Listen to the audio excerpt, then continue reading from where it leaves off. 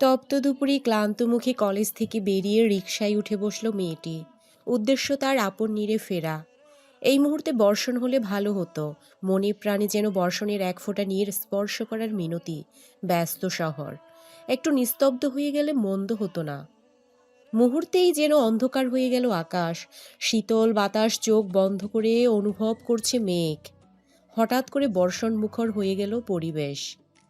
এই বর্ষণের সময় বর্ষণ বিলাস না করলে যেন মনটা ভরবে না। যেই ভাবা সেই কাজ। মাঝপথেই রিকশা থেকে নেমে গেল মেঘ।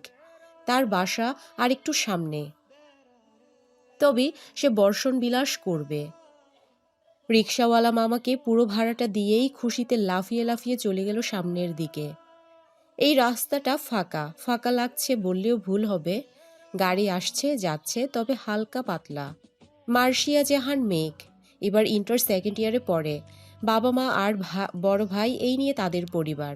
বড় ভাই ইঞ্জিনিয়ারিং শেষ করেছে সবে মাত্র, বাকিটা গল্পে জানতে পারবেন। বর্ষণের নীড় স্পর্শ করছে আর নিজের মতো করে ভিজছে মেঘ।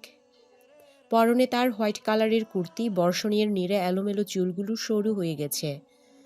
দূরে গাড়ি থেকে চোখ বুলাতেই যেন আটকে গেল রুদ্র। এক শুভ্রময়ী বর্ষণের নীড়ে নিজের সৌন্দর্য তুলে ধরছে। এক অদ্ভুত অনুভূতি জাগ্রত হলো। কে এই শুভ্রময়ী?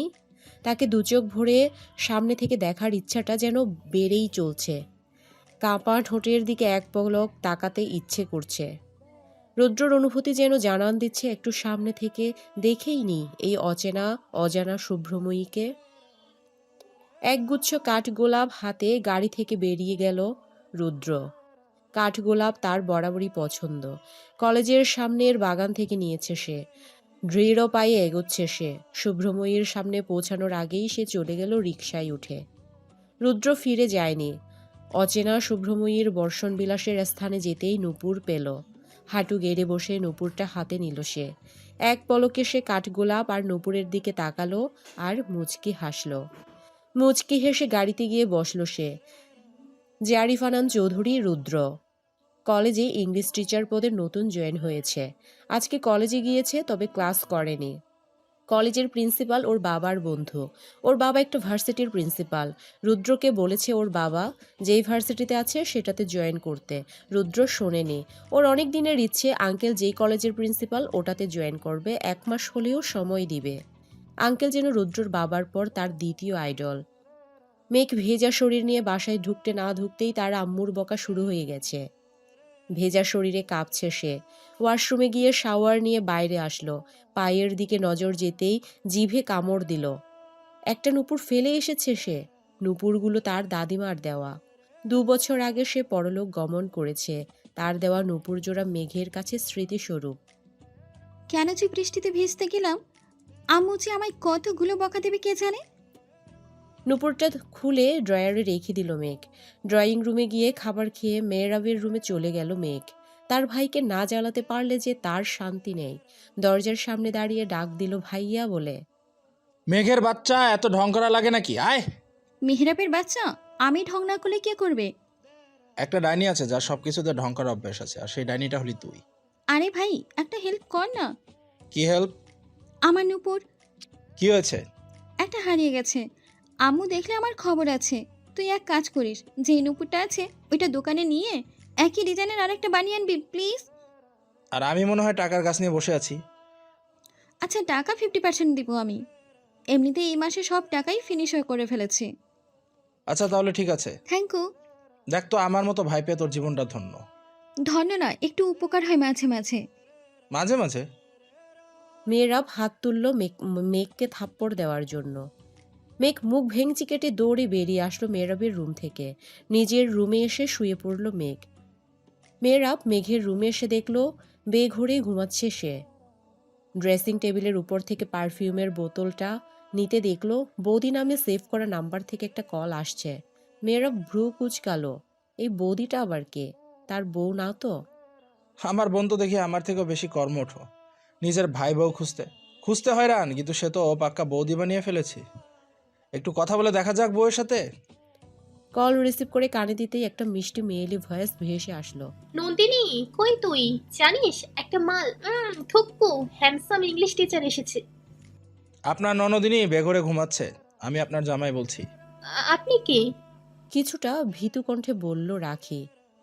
রাখি মেঘ দুজনে বেস্ট ফ্রেন্ড। তারা একই কলেজে পড়াশোনা করে। আমি আপনার জামাই বলছি, যাকে ননদিনী রেখেছিলেন তার ভাই, মানে আপনার হবু জামাই। এই শুনুন, আমি ভেবেছিলাম আপনি মেঘ, তাই বলেছি। না হলে আপনাকে জামাই বলতে রাখির বয়েই গেছে। আহারে, আমার তো বয়ে গেছে আপনাকে বউ বানাতে। কি ভেবেছেন আমিও মিষ্টি মিষ্টি কথা বলে আপনাকে তেল মারবো? শুনুন, এসব অন্য ছেলেদের সাথে গিয়ে বলুন, তারা সুন্দরভাবে বউয়ের উপর দিয়ে ওকে বউ লাগাবে, কিন্তু মেহেরাব এরকম না। আমি আবার এসব ফালতু ভাবনা কম ভাবি। আমার তো বয়ে গেছে আপনার বউ আর আপনার সম্পর্কে জানতে। রাগে মাথা ফেটে যাচ্ছে রাখির। কিভাবে ইনসাল্ট করছে এই মেয়েরা! না জানলে আমার বোনকে ননদিনী রাখেন কেন? আমি কি আপনার বিয়ে করা জামাই নাকি যে আমার বোনকে ননদিনী রাখবেন?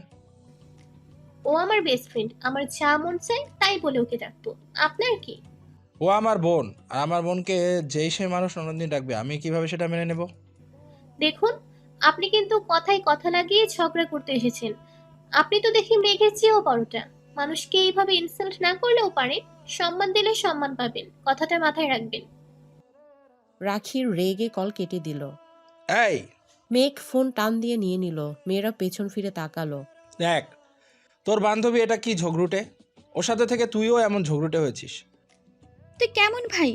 কোথায় একটু ভাব মারতে কিভাবে পটানো যায়? দেখ কত সুন্দর রাস্তা ক্লিয়ার করে দিলাম পুরো বৌদি। আসলে তুই একটা অকর্মা ঢেঁকি সাহেব। এহ, আমার তো গেছে ঝগড়ুটে মেয়েদের সাথে ভাব মারতে। জানা আছে, ঢং করতে হবে না। ভাইয়া চল না, সন্ধ্যা থেকে একটু বাইরে যাই, ঘুরবো আর ফুচকা ভেলপুরি খাবো। টাকা নেই আমার কাছে। ঠাডা পড়বো তোর টাকার উপর। এই একদম এসব বলবি না, তোর যা মুখ, লেগেও যেতে পারে। তাহলে চল না সন্ধ্যায় যাই। আচ্ছা ঠিক আছে, যাব। দু ভাই বোন মিলে কিছুক্ষণ দুষ্টুমি করে রেডি হয়ে নিল। মেয়েরাব তার আম্মুকে বলে রেখেছে সন্ধ্যায় মেঘকে নিয়ে বের হবে। তার আম্মু কিছুই বলেনি। মেঘ প্রায় সময় মেহরাবের কাছে এই আবদারটা করে কমন ব্যাপার। রেড কালার কুর্তির সাথে ব্যাক কালার হিজাব পরিধান করলো মেঘ। মেহরাবের সাথে নিচে গেল। রিকশায় দুজন উঠতেই মেহরাব রুদ্রকে কল দিল। রুদ্র মেহরাবের কলেজ লাইফের ফ্রেন্ড, এখনও তাদের বন্ধুত্ব আছে। রুদ্রর সাথে দেখা করবে। মেহরাব যেখানে যাবে সেখানের অ্যাড্রেস রুদ্রকে দিল। ফুচকা বেলপুরি হাবিজাবি খেয়ে আইসক্রিম কিনতে গেল মেঘ। মেহরাব রাস্তার সাইডেই দাঁড়িয়ে ফোনে কথা বলছে। দুটো চকলেট আইসক্রিম নিল মেঘ। নিজেরটা খাচ্ছে আর মেহরাবের আইসক্রিম হাতে নিয়ে মেহরাবের কাছেই যাচ্ছে সে। কোথা থেকে একটা কার আসলো। মেঘ কিছুটা ভয় পেয়ে সামনের দিকে চলে গেল। হাত থেকে একটা আইসক্রিম পড়ে গেছে তার। আইসক্রিম নিচে পড়তেই মেজাজ সপ্তম আকাশে উঠে গেল মেঘের। রুদ্র গাড়ি থেকে নেমেই মেহরাবের সাথে কথা বলছে। খুব এক্সাইটেড সে। সমস্যা কি আপনার? দেখে তো গাড়ি চালাতে পারেন না। এখন আমার আইসক্রিমটা আপনার জন্য পড়ে গেছে। আর মেহরাব, এই কানা ছেলের সাথে তোর কি কথা? রুদ্র কথার মাঝে মেঘের দিকে খেয়াল করলো। কিঞ্চিত রাগ দেখিয়ে বলে, এই মেয়ে, মাথা ঠিক আছে? কাকে কি বলছো? শুনতে পান না নাকি? পেয়েছি তো, তুমি বাজে বকছো কেন? বকবো না? আমার আইসক্রিম আপনি, সরি, আপনার গাড়ি ফেলে দিয়েছে। Are you mad? গাড়ি কিভাবে আইসক্রিম ফেলবে? আপনি পাগল, দেখে শুনে গাড়ি চালাতে পারেন না? একটুর জন্য তো আমার গায়ে লাগিয়ে দিচ্ছিলেন গাড়ি, এখন আবার চড়া কথা বলছেন। এই মেয়েরা, এই পাগলটা কে? আরে বোন, একটা আইসক্রিম পড়েছে তো কি হয়েছে? আরেকটা আছে না, ওইটা খেয়ে নে তুই, তাও ঝগড়া করিস না। মেহরাব কথাটা বলে। এই পাগল মেয়ে তোর বোন হয় কিভাবে মেয়েরাব? এটাই আমার ডাইনি বোন। মেহরাব জিভে কামড় দিল। মেঘ বেশ চটে আছে। এমনিতে রুদ্র তাকে পাগল বলেছে, আবার মেহরাব এই পাবলিক প্লেসে তাকে ডাইনি বলেছে। মেহরাবের বাচ্চা, তোকে তো আর এই অন্ধ ছেলেকে আমি বকানা শুনিয়েছি, তাহলে আমার নামও মেঘ না। আরে বোন, ভুল হয়েছে, তুই বাবাকে কিছু বলিস না, না হলে আমার খবর আছে। বলবো না কি করে ভাবলি? এই অচেনা ছেলেটা আমাকে পাগল বলেছে, আর তুইও তার সাথে আমায় ডাইনি বলেছিস। আরে ও রুদ্র আমার ফ্রেন্ড। গোল্লাল চাই রুদ্র, এমন বন্ধুর সাথে থেকে তোর এই অবস্থা হয়েছে। এই ছেলেটার কারণে আমার ভাই আমার সাথে ঝগড়া করে। এই ছেলেটা আমার ভাইকে ঝগড়া শিখিয়েছে। আরে বোন চুপ থাক না, প্রয়োজনে আবার আইসক্রিম কিনে দেব। ও আমার ফ্রেন্ড, অনেক মাস পর ওর সাথে দেখা আমার, আর তুই আমার মান সম্মান সব শেষ করে দিলি। আর তোর বোন তো ঝগড়ুটে, আগে জানতাম না তো। তুই কত শান্তশিষ্ট, আর এটা তো দেখি আগুন। রুদ্র, তোর সাথে পরে কথা বলবো, এখন এটাকে নিয়ে বাসায় যাই। বেশি রেগে গেলে আবার সমস্যা, বাবার কাছে উল্টাপাল্টা বলবে, আর বাবা ওসব কথা বিশ্বাস করে নেবে, আর বাস ঢলা যা যাবে সব আমার উপর দিয়ে। মেয়েরাব মেঘের মুখ চেপে ধরে রিকশায় উঠালো। রুদ্রকে বাই জানিয়ে বলে চলে আসলো। মেঘের মুখ থেকে হাত সরাতেই আবারও বকবক শুরু করলো।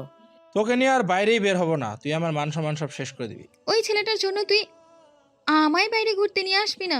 এই যে কি সুন্দরভাবে আপনি আমার মান সম্মানে 12টা বাজিয়ে দিয়েছেন। আমি কি ইচ্ছে করে করেছি নাকি? না, তুই তো ঝগড়ায় নোবেল প্রাপ্ত। আল্লাহ তোকে এত রাগ দিয়েছে কেন? রাগী হলে কি হবে? আমার মনটা অনেক ভালো। I am proud of my fresh mind, যা শত খুঁজলেও পাওয়া যাবে না। হয়েছে, জানা আছে। বাসার সামনে এসে মেয়েরাব ভাড়া মিটিয়ে দিল। আর শোন, আজকের পাবলিক প্লেসে ঝগড়ার কথা বাসায় কাউকে বলবি না, বিশেষ করে বাবার কাছে তো একবারেই না, না হলে আর তোকে বাইরে নেব না। আচ্ছা ঠিক আছে। মাথা নাড়িয়ে ভেতরে চলে গেল মেঘ। তাড়াহুড়ো করে রেডি হচ্ছে মেঘ। আজকে ঘুম থেকে লেট করে উঠে সে। ওইদিকে তার আম্মু তাকে বকেই যাচ্ছে, নাস্তা না করে গেলে আজকে আরও বেশি বোকা শুনতে হবে। কোনো রকম রেডি হয়ে টেবিলের উপর থেকে চায়ের কাপটা নিয়ে কয়েক চুমুক দিয়ে বাই বলে দৌড় দিল মেঘ। বাসার সামনে এসে রিকশায় উঠে কলেজ গেটের সামনে এসে ভাড়াটা মিটিয়ে দ্রুত পায়ে ক্লাসের দিকে এগোচ্ছে সে। দোতলায় তাদের ক্লাস। স্যার মনে হয় ঢুকে গেছে। দরজার সামনে দাঁড়িয়ে বললাম, may I come in sir?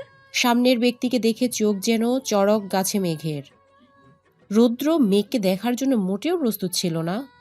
দুজনে দুজনের দিকে হা করে তাকিয়ে আছে। কিছু মেয়েরা সেটা একদম ভালো চোখে দেখছে না। হ্যান্ডসাম স্যার, তাও এই মেঘের দিকে কেন তাকিয়ে আছে? পেছনের টেবিলে কানাঘুষা করছে কিছু মেয়ে। কথাগুলো রাখির কান এড়ায়নি। রৌদ্রর থেকে নজর সরিয়ে ভেতরে তাকালো মেঘ। রাখি ওকে হাতে ইশারা করছে ভেতরে আসতে। মেঘ আবারও বলে উঠল। May I come in sir? তখন রুদ্র গম্ভীর কণ্ঠে বলে, No. কত মিনিট লেট করেছো তুমি? এই তো মাত্র 10 মিনিট। মাত্র বলো কেন? 10 মিনিট লেট করেছো, তার জন্য আরো 15 মিনিট দাঁড়িয়ে থাকো। সরি স্যার, এমন আর হবে না। স্যার, ওকে আসতে দিবেন না। ও প্রতিদিন এমন লেট করে আসে।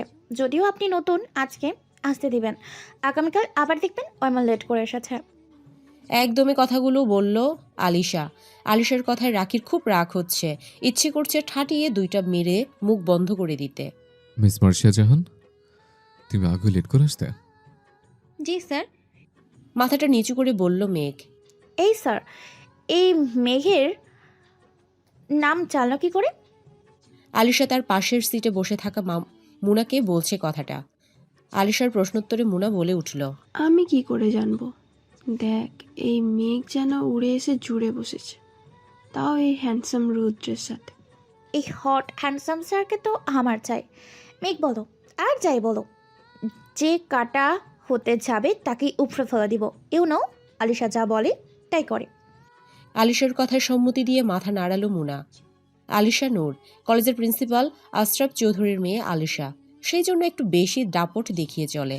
তার প্রথম দিনের শুরু থেকেই সে মেঘকে একদম পছন্দ করে না। সবসময় মেঘের পিছু লেগে থাকে। মেঘকে দেখা মাত্রই যেন তার রাগ আর অ্যালার্জির পরিমাণ বেড়ে যায়। 15 মিনিট দাঁড়িয়ে থাকার পর মেঘ বলে উঠল, এবার তো ভেতরে যেতে দিন। 15 মিনিট তো হয়েছে স্যার। আসো। আর তোমাকে ওয়ার্নিং দিচ্ছে, নেক্সট টাইম আমার ক্লাসে 1 মিনিট লেট হলে পুরো ক্লাসে বাইরে কানে ধরেই দাঁড়িয়ে থাকবে। আজকে তো ফার্স্ট, তাই তেমন কিছু বললাম না। নিচের সিটে গিয়ে বসো। রৌদ্রর কথায় মেঘ হালকা মাথা নাড়িয়ে রাখির পাশের সিটে গিয়ে বসল। তোর দিকে স্যার যখন ড্যাব ড্যাব করে তাকিয়েছিল না, তখন পেছনে রোদের খুব জোর ছিল। মেবি আলিশার অ্যালার্জির পরিমাণ একটু বেশি বেড়ে গিয়েছিল তখন। বাড়তে থাকুক। এই শয়তান কি বলেছে শুনেছিস? আমাকে নাকি আজকে বেশি কিছু বলেনি। পুরো 10 মিনিট, পুরো 15 মিনিট দাঁড় করিয়ে রেখেছে। তুই সবসময় এত লেট করিস কেন? এটা আমার একটা অভ্যেস হয়ে গেছে। মিস মার্শিয়া জাহান, মেঘ দাঁড়াও। মেঘ শটান হয়ে বসে। আবার কেন দাঁড়াতে বললো? কি হলো, এত সময় লাগে কেন দাঁড়াতে? পায়ে সমস্যা আছে? না, কোনো সমস্যা নেই। মেঘ সোজা হয়ে দাঁড়ালো। বলো তো, এতক্ষণ কি টপিক নিয়ে আমরা আলোচনা করছিলাম? মেঘ রাখিকে ধাক্কাচ্ছে আর চোখ দিয়ে ইশারা দিচ্ছে কি টপিক। রাখিও মাথা নাড়ালো, সেও জানে না। কি হলো, তোমার পাশের জনকে ধাক্কাচ্ছ কেন? আর এতক্ষণ কি নিয়ে আলোচনা করেছিলাম আমাদেরকে বলো, আমরা শুনি। রাখিকে উদ্দেশ্য করে বলল রুদ্র। আর তুমি কি বলছি ওর কানে কানে ফিস ফিস করে? ওরা দুজনে থমথমে মুখে দাঁড়িয়ে আছে। তখনই আবার আলিশার আরেক চামচা কাজল বলে উঠল। আপনাকে শয়তান বলেছে এই মেয়ে। কাজলের কথা সবাই হেসে দিল। রুদ্রর রাগে যেন মাথা ফেটে যাচ্ছে। রাগী স্বরে বলে, তুমি আমি জিজ্ঞেস করিনি, আমি যাকে জিজ্ঞেস করছি সে বলবে। রুদ্রর কথায় অপমান বোধ করল কাজল। এদিকে আলিশা ফার্স্টে কাজলের কথাই খুশি হয়েছিল, পরে রুদ্রর কথা শুনে তার অ্যালার্জির পরিমাণ যেন আরও বেড়ে গেছে। কি হলো আমার শাহজাহান মেঘ? ও যা বলেছে তা কি সত্যি? রুদ্রর কথায় মেঘ হ্যাঁ বোধকে মাথা নাড়ল। Get out of my class. রুদ্রর কথায় মেঘ কি বলবে খুঁজে পাচ্ছে না। আই এম সরি স্যার, আসলে আসলে কি, বেয়াদবির একটা সীমারেখা থাকা উচিত, তুমি সেটা অতিক্রম করে ফেলেছ। একে তো তোমার জন্য ক্লাসের সময়গুলো নষ্ট হয়েছে, তার উপর তুমি বেয়াদবি করেছ। তার জন্য আমি সরি, আর কখনো এমন ভুল হবে না। এবারের মতো ক্ষমা করে দিলাম, and I hope next time আর এমন হবে না। মেঘ শুধু মাথা নাড়ালো। রুদ্র নিজের পরিচয়টা দিয়ে গুড বাই বলে বেরিয়ে আসলো। এই মেঘ এই কলেজে তো সেকেন্ড ইয়ারে পড়ে। গতকাল রাতে তো বেশ রাগ দেখেছিলে, আজকে আমি দেখলাম। রুদ্রর মনে একটু শান্তি লাগছে। কিন্তু এই মেয়ে যা কিভাবে শয়তান বলেছে, আমার সবার সামনে সেটা স্বীকার করেছে। এদের প্রত্যেকের পুষ্টির অভাব আছে, তাই একজনের পর একজন দাঁড়িয়ে বলেছে। কি বলছে আর কাকে বলেছে সেটা একটুও ভাবেনি। রুদ্র যেতে সবাই কেমন করে যেন মেঘের দিকে তাকিয়ে আছে। এদিকে আলিশা যেন পুরোই পাগল। নিজের ফ্রেন্ডের কাছে বলতে লাগলো, এই ছেলে তো আমার মন কেড়েছে, কি হ্যান্ডসাম, একে তো আমার যে কোনো মূল্যে চাই।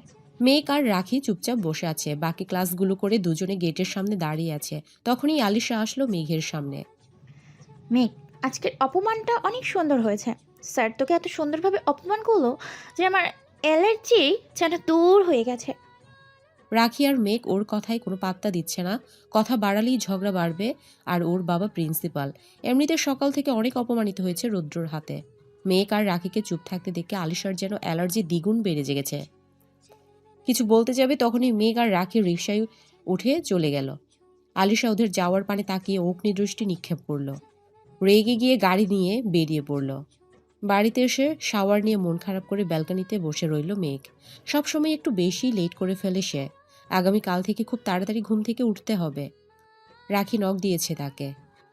রুদ্রর একটা পিক ওর কাছে পাঠিয়েছে। রুদ্রর পিক দেখে যেন মাথা আরও বেশি গরম হয়ে গেল। তার উপর সকালে দেওয়া অপমান।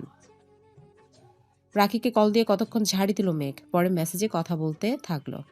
আরে বান্ধবী, পিকটা দেখে আমি ক্রাশ খাইছি। ওনার আইডি থেকে নিয়েছি। তুই ওয়ালপেপার দে না, আমিও দিয়েছি। মাথা খারাপ হয়ে গেছে তোর? এই বেটা রুদ্রর বাচ্চার পিক আমি ওয়ালপেপার দেব? দুনিয়াতে কি মনে হয় ছেলের অভাব পড়েছে? না, এটা দেখ না, পুরাই হট মাল। মেঘ ভালোভাবে পিকটা খেয়াল করলো। আসলে পিকটা সুন্দরী, ক্রাশ খাওয়া যায়, কিন্তু একদম ক্রাশ খাওয়া যাবে না। রাখিটার কথায় অ্যান্সার দিল, হট মেটার সস। এই তো লাইনে এসেছিস, এবার ওয়ালপেপার দে না। আমার তো বইয়েই গেছে। আচ্ছা, সমস্যা নেই, দিতে হবে না। আরও কিছুক্ষণ কথা বলে বাই দিয়ে ফোন রেখে ড্রয়িং রুমে গিয়ে বসে পড়ল মেঘ। তোর নুপুর জোড়া কই মেঘ? মেঘ আর মায়ের এমন কথায় চিন্তায় পড়ে গেল। পরক্ষণেই বলে উঠল, এটা তো দাদিমার স্মৃতি, যদি হারিয়ে ফেলি? আমার তো আবার বিশ্বাস নেই থুকু, খবর থাকে না কোন জিনিস কোথায় হারিয়ে ফেলি, তাই খুলে রেখে দিলাম। ওহ, আবার 2 দিন পর দেখিস না যে কোথায় রেখেছিস সেটাই মনে না থাকে। ড্রয়ারে রেখে দিয়েছি। আচ্ছা, বসে টিভি দেখছে ভর সন্ধ্যায়। সাথে বকা হজম করছে। সন্ধ্যায় মানুষ পড়তে বসে আর সে টিভি দেখছে। এমনিতে মুডের 12টা বেজে আছে, তার উপর বকা। রুমে এসে মুখের উপর দরজা লাগিয়ে দিয়ে বই নিয়ে বসলো। প্রাইভেটের ফিজিক্স পড়া রাখির কাছে, ওর কাছে নেই। প্রচুর বিরক্তি লাগছে। বিরক্তি নিয়ে রাখিকে মেসেজ দিল ফিজিক্স পাঠাতে।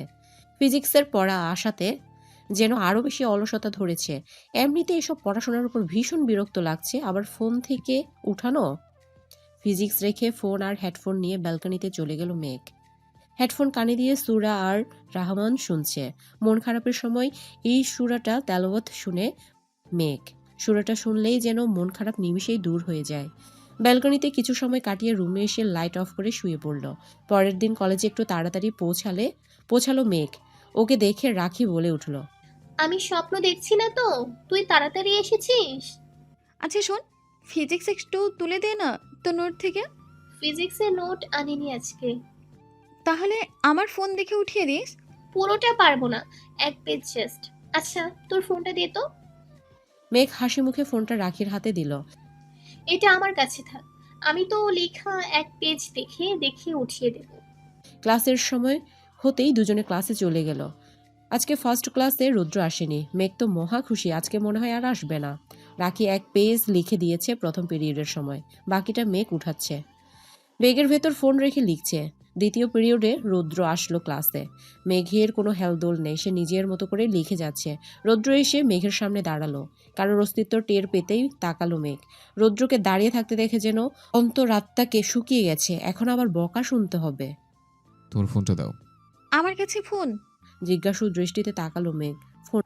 বেশি চালাকি করতে হবে না। আমি তোমাকে জিজ্ঞেস করেছি, তুমি অ্যান্সার দিবে, আমি না। আছে। ফোনটা বের করে রুদ্রর হাতে দিল মেঘ। ফোনটা নিয়ে চলে গেল রুদ্র। রুদ্রর ক্লাস শেষ হতেই মাথায় হাত দিয়ে বসে আছে মেঘ আর রাখি। রাখি ওর থেকে ফোন নিয়ে পণ্ডিতি করে রুদ্রর পিক ওয়ালপেপারে দিয়ে রেখেছে। সেটা নিয়ে রাখি চিন্তিত, আর কিভাবে ফোন আনবে সেটার জন্য চিন্তিত মেঘ। ক্লাস শেষ করে রুদ্রর রুমের দিকে গেল মেঘ। দরজার সামনে দাঁড়িয়ে বলল। আসবো? রুদ্র হাতে ইশারা দিল। আমার ফোনটা? রুদ্র একবার ফোনের দিকে তাকালো।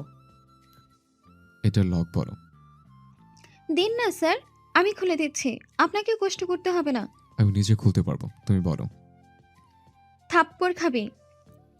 সরি, আপনাকে বলিনি স্যার, এটা আমার ফোনের লক। R you mad? না, কেন? কোনো সুস্থ স্বাভাবিক মানুষ এমন লক দিতে পারে? না, আসলে আমি ইউনিক জিনিস খুব পছন্দ করি তো তাই। রুদ্র ফোনের লক খুলতেই তার চোখ চড়ক গাছ। তার পিক মেঘের ওয়ালপেপারে। এটা কি? ফোনের ওয়ালপেপার মেঘকে দেখিয়ে বলল রুদ্র। নিজের ফোনের ওয়ালপেপারে রুদ্রর পিক দেখে নিজের চোখই যেন চড়ক গাছ। বিশ্বাস করুন স্যার, এটা আমি দিইনি, এটা রাখি দিয়েছে। How dare you! রেগে টেবিলে থাপ্পড় দিয়ে দাঁড়িয়ে পড়ল রুদ্র। এটা কি? How dare you! আমার অনুমতি ছাড়া তুমি আমার পিক নিয়েছ, আমার সেটা ওয়ালপেপারে দিয়ে রেখেছ। বিশ্বাস করুন স্যার, এটা আমি দিইনি। রাখি গতকাল রাতে আমায় নখ দিয়ে বলেছিল আপনার পিক ওয়ালপেপারে দিতে, আমি দেইনি। আজকে ওর কাছে ফোন ছিল, আমার ফিজিক্স ও ফোন থেকে দেখে দেখে উঠিয়ে দিয়েছিল। পরে আমি বাকিটা উঠাতে গিয়েছিলাম, আপনি ফোন নিয়ে গেছেন।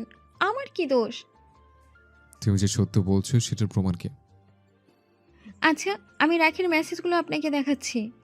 রুদ্রর হাত থেকে ফোনটা নিয়ে গতকাল রাতের মেসেজগুলো রুদ্রকে দেখালো। রুদ্র মেঘের হাত থেকে ফোন নিয়ে মেসেজ পড়ছে। হট মাল বলেছে রাখি তাকে, আর মেঘ তাকে হট টমেটোর সস বলেছে। সাথে গতকালের সেই কথাটাও আবার বলেছে। রুদ্রর রাগ ক্রমশ বেড়ে চলেছে। রাখিকে ডাকো। কেন স্যার? আমি ডাকতে বলেছি, শুনতে পাওনি তুমি? রুদ্র জোরে ধমক দিয়ে বলল। মেঘ রুদ্রর রুম থেকে বেরিয়ে বাইরে আসতেই দেখলো রাখি দাঁড়িয়ে তার জন্য অপেক্ষা করছে। থ্যাংক গড তুই এসেছিস, ফোনটা এনেছিস তো? আরে সেসব পরে হবে, তুই আগে ভেতরে আয়। আমি কি করেছি? হটমাল মনে আছে তো? সব মেসেজ ওই শয়তান দেখে ফেলেছে। তোকে কে বলেছে পণ্ডিতি করে ওয়ালপেপার দিতে? তুই ওয়ালপেপার না দিলেই তো এত প্রবলেম হতো না। দেখ, ওয়ালপেপারের জন্য জেরা করছিল, কিন্তু আমি তো ওয়ালপেপার দিইনি, তুই দিয়েছিলি। পরে মেসেজগুলো যদি প্রিন্সিপাল স্যারের কাছে বলে দেয়? বাসায় বিচার গেলে খবর আছে আমার। এখন আয়, না হলে আরও রেগে যাবে। দুজনে ভেতরে প্রবেশ করতে রুদ্র বলে। রাখি, তুমি তাহলে আমার অনুমতি ছাড়া আমার পিক নিয়েছ, আবার সেটা মেঘের ফোনের ওয়ালপেপার দিয়েছ? রাখি মায়া মাথা নাড়ায়। চলো দুজন প্রিন্সিপাল স্যারের কাছে। তখন রাখি বলে। গতকাল সরি বলেছ, তাই ক্ষমা করে দিয়েছিলাম, কিন্তু তুমি একই ভুল আবার করেছ। তোমরা দুজনেই ফাজিল, আর তোমরা সোজা হবে না, তাই আমি স্যারের কাছে যাব। প্রমিস স্যার, আর কখনো এমন ভুল হবে না। মেঘের কথায় রুদ্র আর কিছু বলছে না, কিছুক্ষণ চুপ থেকে বলে উঠল। আচ্ছা ঠিক আছে, এবার ক্ষমা করে দিলাম, গেট লস্ট। মেঘ আর রাখি চুপচাপ রুম থেকে বেরিয়ে আসলো। মেঘ রাখি যেতে রুদ্রও বেরিয়ে আসলো। রাগ এখনো কমেনি তার। কত বড় সাহস, আমাকে বাজে কথা বলেছে। এর নাকি আবার কলেজে পড়ে। আসলে এদের পুষ্টির অভাব আছে। বাসায় এসে সোজা শুয়ে পড়ল মেঘ। এই মুহূর্তে কিছুই ভালো লাগছে না। যদি প্রিন্সিপাল স্যারের কাছে বলে দিত তাহলে কি হতো? বাসায় বিচার আসলে মেঘ তুই শেষ। হার্টবিট যেন এখনো লাফালাফি করছে। এক গ্লাস পানি ঢকঢক করে গিলে আবারও শুয়ে পড়ল মেঘ। বাসায় এসে নিজের রুমে গিয়ে ঠাস করে দরজা লাগিয়ে দিল রুদ্র। রাগ এখনো কমেনি তার। কি করে রাগ কমানো যায়? ড্রয়িং রুমে গিয়ে ফ্রিজ থেকে বরফ বেগ এনে বরফের বেগটা মাথায় দিয়ে বসে রইল। একটু পর তার আম্মু জাফিয়া আসলো। কি হয়েছে রুদ্র? কিছু না আম্মু, একটু গরম লাগছে তাই। শুধু গরম লাগছে নাকি রেগে আছো? রুদ্র মাথা নাড়ালো। কার উপর রেগে আছো? এমনিতে কলেজে একটু সমস্যা হয়েছিল, আমাকে নিয়ে না, অন্য একটা সাবজেক্ট নিয়ে। ও আচ্ছা, শোনো, তোমাকে কিছু বলতে চাই। বল না। আমি আর তোমার মামা একটা মেয়ে দেখতে যাব তোমার জন্য। আর তোমার নিজের কোনো পছন্দ থাকলে বলতে পারো। আরে আম্মু, আমি এত তাড়াতাড়ি বিয়ে করতে চাই না তো। না না, অনেক হয়েছে। এবার আমার পছন্দ মতো একটা রাজকুমারী আমার ছেলের বউ করে ঘরে আনবো। আম্মু, অসহায় মুখ করে বলে রুদ্র। কোনো কথা না, আমার পছন্দ হলে আমি রিং পরিয়ে আসবো। রুদ্র এই মুহূর্তে কি বলবে ভেবে পাচ্ছে না। রুদ্রকে চুপ থাকতে দেখে জাফিয়া বেরিয়ে আসলো রুম থেকে। সন্ধ্যার দিকে বাইরে বৃষ্টি পড়ছে। গিটার আর ডায়েরিটা নিয়ে ব্যালকনিতে গেল রুদ্র, সাথে গরম কফি। ডায়েরির ভেতর কাঠগোলাপ, সাথে অচেনা শুভ্রময়ীর নূপুর। গিটারের সুর উঠাচ্ছে রুদ্র, অচেনা শুভ্রময়ীর কিছু কথা। This is for you. যদি কোনো চিত্র আঁকি পৃথিবীর সবচেয়ে দামি, সেই চিত্রতে তুমি পারফেক্টলি বসো। কেন লাগে শূন্য শূন্য বলো, তোমায় ছাড়া তো তুমি কি তা বলতে পারো? গিটার রেখে গ্রিলের ফাঁকে বৃষ্টির পানি স্পর্শ করছে রুদ্র। ইস, আর একটা বার যদি তার দেখা পেতাম, তার খোপায় কাঠগোলাপ গেঁথে দিতাম আর বলতাম, আমার দেওয়া কাঠগোলাপের শুভ্রতাই তুমি, আমার অচেনা শুভ্রময়ী। পরের দিন আবার কলেজে ফার্স্ট পিরিয়ডে সেকেন্ড ইয়ারের ক্লাসে গেছে। ক্লাসে চোখ বুলালো, কি যেন মিস্টেক লাগছে। রাখি গম্ভীর মুখ করে বসে আছে। রুদ্র ক্লাস নিয়ে বেরিয়ে আসলো, কিন্তু মেঘ আজকে আসেনি। রুদ্র মনে মনে ভাবছে, আগামীকাল আসলে বকা শুনবে। উফ রুদ্র, ওই বদের হাড্ডি আসলে আসবে, না আসলে নাই। রুদ্র, তুই কেন ওর কথা ভাবছিস? চিন্তা ভাবনা একদিকে ফেলে চলে গেল রুদ্র। রাখি, আমার বিয়ে ঠিক। ইয়াহু! রাখিকে কলে কথাটা বলল মেঘ। দূর, এবার সত্যি আমাকে রিং পরিয়ে গেছে। কি মজা রে, আমার বিয়ে হবে। কত দিনের স্বপ্ন, বিয়ে করব। পিক আমার কাছে থাকলে তো আমি দিতাম। আচ্ছা, মেহরাবের কাছে কল দিয়ে বলিস। আমার ভাই তার ছেঁড়া না, আমার ভাইয়ের মতো জামাই তুই পাবি, দাঁড়া। আচ্ছা, তার ছেঁড়াকে কল দিয়ে বল। কে তার ছিঁড়া? পেছনে থেকে জিজ্ঞেস করলো মেহরাব। মেহরাবের প্রশ্নের প্রত্যুত্তরে মেঘ বলল, তুই তার ছেঁড়া। এই রাখির মতো পাগল মেয়েটার সাথে তুইও পাগল হয়েছিস? মেঘুর বাচ্চা, আমি পাগল? ফোনের ওপাশ থেকে রাখি বলে উঠল। আমার বান্ধবী পাগল না, আর না আমি পাগল। বাজে কথা বলবে না। যা সত্যি তাই বলছি। থু মানি তোর সত্যি কথায়। আর রাখি বিশ্বাস করছে না আজকে যে অতিথি আপ্যায়ন হয়েছে। কি করে বিশ্বাস করবে? নিজের প্রতি নিজের বিশ্বাস নেই যার, তার আবার অন্যের কথায় বিশ্বাস আসবে? মুখ বাঁকিয়ে চলে গেল মেহরাব। দেখলি তো রাখি, আমার কথা সত্য কিনা। মেঘু, এটা তুই কি শোনালি আমায়? আমার ঘুম শেষ, তোর বিয়ে, আর আমি বসে থাকবো? তাহলে আমার ভাই তো আছেই। আমার তো গেছে, তোর দেবর থাকলে বলিস, তাকে পটাবো। না, ভাই দিয়েছে, আর কাউকে দিতে পারবো না। তাহলে তোর জামাইটাকে দিয়ে দে। আমার শখের জামাই তোকে কেন দিব? থাক, তোর জামাই নিয়ে তুই থাক। আর আগামীকাল তাড়াতাড়ি চলে আসবি, অনেক কথা আছে। ওই শয়তান স্যার ফার্স্ট পিরিয়ডের সময় আসে, লেট করলে আবার তোকেই বকা দিবে। আচ্ছা ঠিক আছে, বাই। বাই। রুদ্র, তোমার বাবা মামা আমার সবারই মত আছে এই বিয়েতে। আশা করি তোমারও মত থাকবে। আর তুমি মেয়ের পিক দেখতে পারো, আজকে রিং পরিয়ে এসেছি। রুদ্রর সামনের সোফায় বসতে বসতে বললেন জাফিয়া। তার কথায় রুদ্র শুধায়, আমি বলেছি আমি এখন বিয়ে করতে চাই না। আর তুমি তো জানো আমার গিটারের প্রতি কত নেশা। আমি গিটার নিয়ে এগিয়ে যেতে চাই। তুমি যেহেতু একটা জব করছো, এই গিটার নিয়ে আস্তে আস্তে এগিয়ে যাও। আমি কিছু শুনতে চাই না। আই হোপ আমার আর তোমার বাবার কথার উপরে তুমি কোনো কথা বলবে না। রুদ্র কিছু বলেনি। জাফিয়া তখন রুদ্রর উত্তরের আশা না করে প্রস্থান করে। রুদ্রর কিছু ভালো লাগছে না। জাহান্নামে যাক পিক দেখার কোনো ইচ্ছেই নেই তার। এই বিয়ে ভেঙে দিতে পারলেই শান্তি তার। কিভাবে কি করা যায় ভেবে পাচ্ছে না রুদ্র। পরের দিন কলেজে মেঘ একটু লেট করেই গেছে, তবে রুদ্র কিছুই বলেনি। চুপচাপ রাখির পাশে গিয়ে বসলো মেঘ। কিরে, আজকে তো দেখি একেবারে ভালো হয়ে গেছে স্যার, যেখানে ভালো হওয়ার কথা ছিল আমার। তোর সাথে কথা নেই, তোর জামাইয়ের পিক তো দেখা। আরে পিক আমাকে কেউ দেয়নি, শুধু নামটাই জানি। কি নাম? জারিফ। ও, ভালোই তো বোন, বিয়েটা তুই করে নে। আমি দেখি, তবে আমার বিয়েতে বাচ্চা কাচ্চা নিয়ে আসিস। শুভকামনা রইল। ইস, শখ কত! তুই এগুলো পালিস। আমার সুখে থাকতে ভূতে কেলায় না। এমনিতে আমি বিয়ে করব, ঘুরবো, শপিং করব, কাপল পিক আপ দেবো, তাই। Silent please. মার্শিয়া জাহান মেঘ, সাথে রাখি। চুপ করবে তোমরা?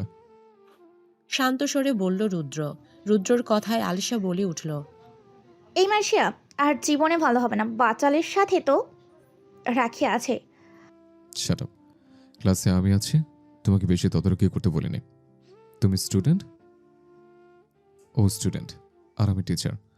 আমি যেহেতু আছি, আমি যা বলার বলবো। তুমি শিক্ষকের উপর কথা কেন বলো? কিছুটা রাগ দেখিয়ে বলল রুদ্র। তখন আলিশা বলে, আম সরি স্যার। ইটস ওকে, এবারের মতো ক্ষমা করে দিলাম। নেক্সট টাইম তুমি কিন্তু পানিশমেন্ট পাবে।